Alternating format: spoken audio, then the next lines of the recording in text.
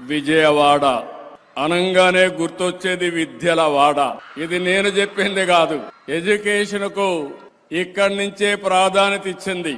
నేను ముఖ్యమంత్రి అయినప్పుడు కూడా చాలా మంది బయట వాళ్ళు వచ్చి ఇక్కడ చదువుకున్నారు. ఇప్పుడిప్పుడు వేరే ప్రాంతాల్లో కూడా బ్రహ్మాండంగా అభివృద్ధి చేసే పరిస్థితికి వచ్చాం. ఉమ్మడి ఆంధ్రప్రదేశ్ లోని దశాబ్దాల నుంచి విజయవాడకు ఆ పేరుంది.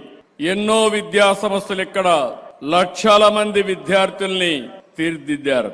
సిద్ధార్థ అకాడమీ సంస్థలు ఇందులో ముఖ్యమైన విద్యా వ్యవస్థ.